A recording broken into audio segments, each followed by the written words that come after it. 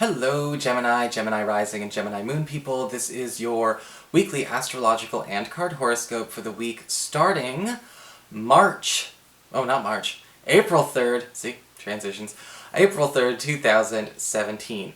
And a quick reminder for all of you Gemini people, your monthly astrology horoscopes for April are up under their own playlist on the main channel page. And of course, if you ever want to get a session with me, you can always follow the links below or go to integrativemysticism.com. So what is going on with your astrology this week? Well, we've got a lot of really nice activity going on, especially starting midweek on. The second half of the week is absolutely the best half of the week this week. On Wednesday, we've got Mars, planet of action and energy, in your 12th house of your past, your privacy, and your hidden zone, forming a gorgeous connection to Pluto, now in Capricorn, in your 8th house of shared resources, passive income, and intimacy. And all of those things are kind of getting a benefit all at the same time. On the intimacy level, there may be a chance to finally indulge some kind of special fantasy that you or a partner has been having. And it could be a little weird. I'm just going to leave it at that. But it could be an opportunity to enjoy getting a little weird.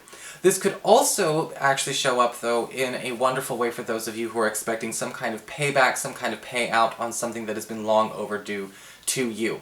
If you've been having issues with people paying back financial debts owed to you from invoices, hours you've worked, any kind of entitlement or compensation that you've been trying to work for, Mars trine to Pluto is saying we have that decision and that commitment finally being made and hopefully enacted in your favor the latter half of this week.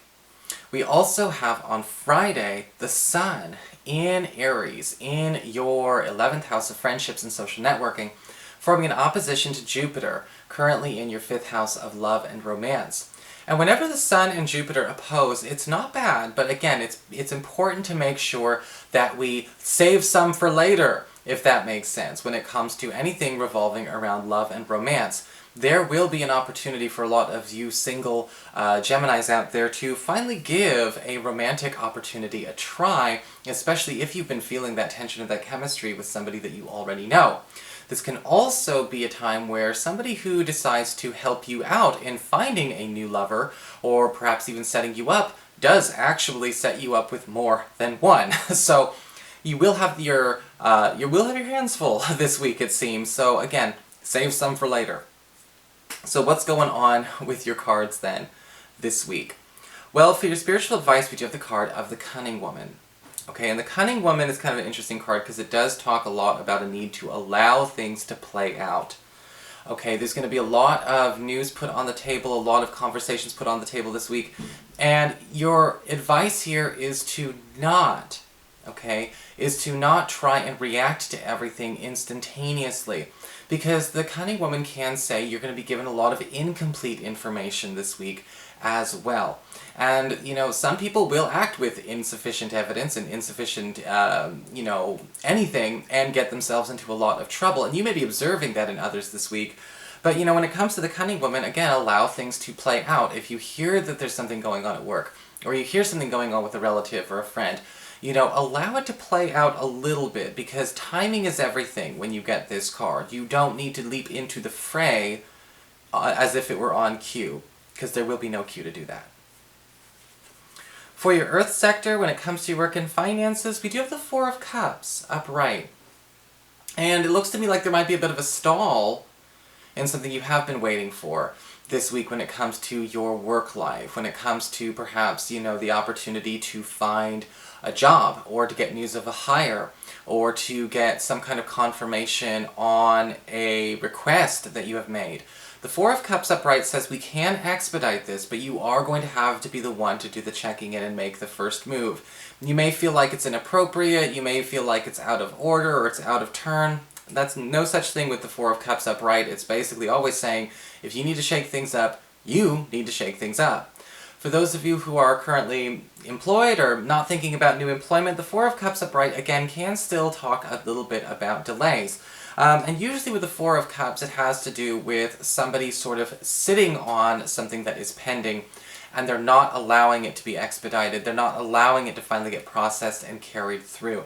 So we need to find a way to either take this off this person's hands if we can't light a fire under them. You know, we may need to put this in more capable hands. And you may feel bad because sometimes with the Four of Cups, it's kind of like, this is somebody we normally trust.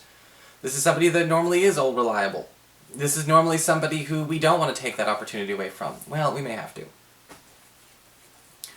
For your communications with air, when it comes to your friends, your relatives, and the others in your life, we do have the Ten of Cups reversed.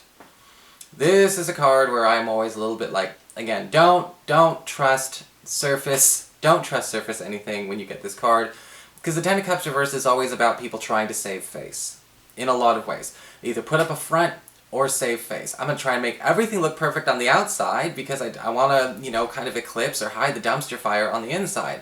And, you know, when we look at the Ten of Cups reversed, this could be coming on from a friend or a relative. You know, there could be an issue going on, a very clear dysfunction that's going on in their lives that may actually be a problem for other people. But they're trying to, again, save face. They're trying to make it look so perfect that you're the crazy one for observing it? No, you're not. Sometimes people need little illusions in order to function. You know, I've learned that.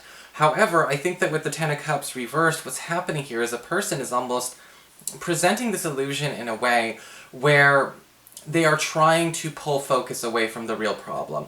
I don't think we can call them out on that this week, but if they're pretending that things are okay in their life when it's not, you know, they could be in a very dysfunctional relationship, they could be dealing with, you know, some difficult habits or some, you know, some trouble at home, and you're noticing them overcompensating for that in a very big way. It's not quite a cry for help yet, but we may, you know, as we get further and further closer to this Venus going direct soon, it may be time to kind of really do a real check-in with this person. For your challenge this week with fire, we do have the Death card, upright. Okay, so this week we do need to understand that some things just need to go. Alright, with the Death card, it's a natural end, it's an end that we see coming. Okay, and I don't want anyone to think of that in a scary way. I'm not talking about physical death, you know, it's metaphorical, but when we think about the Death card as a natural thing, it's sort of, you see expiration dates coming with the Death card. You see things coming to an end. You know, whether it's your time spent living in a certain space, or your time working at a certain employer, or, you know, a time, you know, hanging out with a particular friend or friendship group. And this Death card upright as your challenge is basically saying allowing yourself to go when people are trying to pressure you to stay. And that can be a big issue. You know, sometimes the Death card is a challenge. It's sort of saying, like, you've put this off, or maybe you've just seen it coming, you've known it was coming for a long time. Why would you allow for more delays? You know, it would be wise with the Death card upright to know when it is safest, most expedient, and better for all concerned to remove yourself from a situation that you know you're already done with. For your emotions with water and your romantic life, we do have the High Priestess, reversed. This week could be a little bit silly when it comes to a lover, or even a crush, kind of trying to jump in and play advice giver, expert, you know, master or Madam Genius in your life. And I kind of feel like with the High Priestess reversed, this person is trying to help, but our partner is just not qualified or perhaps not informed enough to really be giving the advice, and they might be overstepping their bounds. Sometimes lovers want to be supportive, but sometimes them getting involved, it's too many cooks are spoiling the soup. And you may be getting frustrated with a crush or a lover kind of butting their nose in where it doesn't belong. Now sometimes, you know, that might sound like a little weird to say. You know, if it's our boyfriend, girlfriend, husband, wife, you know, we might think, well, they deserve to know everything. But, you know, there are some battles they can't fight for you. Not only because it's your battle, but also because they don't have adequate preparation. And we want to make sure that we don't allow our crush or our partner to do the whole, I'm going to go and prove myself and use this as my moment to show my love to you. Very nice, in theory, but I think that it could just make things worse, especially if they're trying to butt in between you and another person that you have the issue with. So that is your horoscope, Gemini. I hope you enjoyed it. If you did, please like, share, and subscribe. You know I appreciate it. And of course, if you ever want to get a session, you can always follow the links below, or go to integrativemysticism.com.